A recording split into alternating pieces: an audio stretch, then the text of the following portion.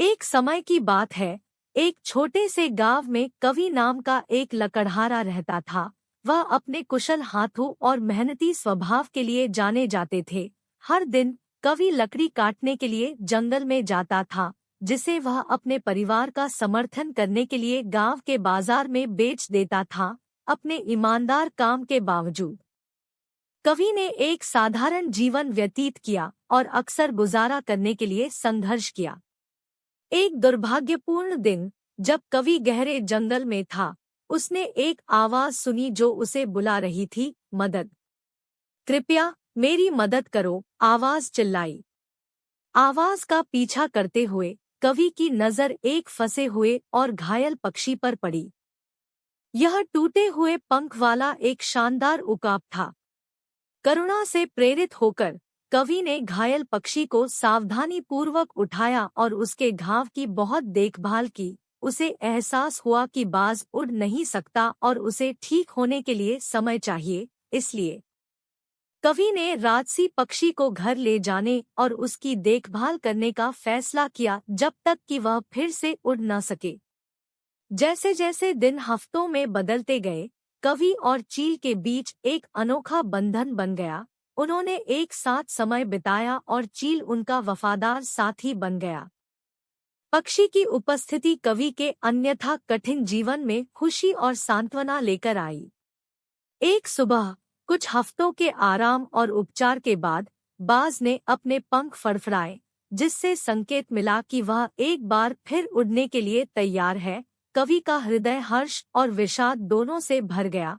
उसे बाज की कंपनी से प्यार हो गया था, लेकिन वह जानता था कि यह आकाश की कंपनी है।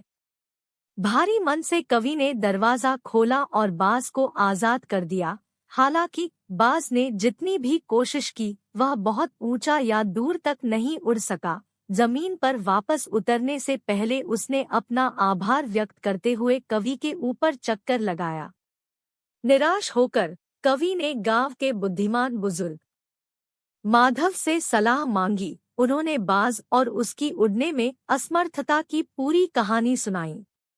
माधव ने ध्यान से सुना और धीरे से मुस्कुराया। उन्होंने कहा, कवि, आपकी दयालुता और करुणा ने आपको बाज के रूप में एक वफादार दोस्त बना दिया है। हालांकि बाज उड़ने के लिए संघर्ष कर रहा है, क्योंकि वह देखभाल करने का आदी हो गया है। उसे अपनी प्राकृतिक ताकत और प्रवृत्ति को फिर से खोजने की जरूरत है, जो केवल जंगली चुनौतियों का सामना करने से ही हो सकती है। लेकिन मुझे क्या करना चाहिए, बुद्धिमान बुजुर्ग? कवि ने पूछा। माधव ने उत्तर दिया, आपको बाज को वह स्थान और स्वतंत्रता देनी होगी जिसकी उसे आवश्यकता है। कभी कभी बहुत अधिक मदद करना दूसरों को उनकी वास्तविक क्षमता खोजने में बाधा डाल सकता है। बाज को दुनिया में अपना रास्ता खोजने दे। माधव की बात को दिल से मानकर कवि बाज के साथ जंगल में लौट आए। वह एक ऊंचे पेड़ के नीचे खड़ा हो गया और धीरे से पक्षी को एक मजबूत शाखा पर रख दिया। भारी मन से वह फुसफुसाया, उड़ो मेरे दोस्त, उड़ो। जैसे ही कवि पीछे हट गया, बाज एक पल के लिए झिझका और अंततः दृढ़ संकल्प के साथ अपने पंख फड़फड़ाने लगा।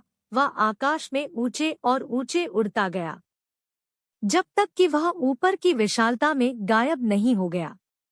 कवि के दिल में गर्व और उपलब्धि की भावना भर गई जब उसने बाज को अपनी आज़ादी हासिल करते देखा। उन्होंने सीखा कि कभी-कभी सच्ची दयालुता का अर्थ है जाने देना और दूसरों को अपना रास्ता खोजने की अनुमति देना। उस दिन के बाद से कवि ने लकड़हारे के रूप में कड़ी मेहनत करना जारी रखा, लेकिन उन्हें उस व्यक्ति के रूप में भी जाना जाने लगा जिसने पक्षियों को उड़ना सिखाया।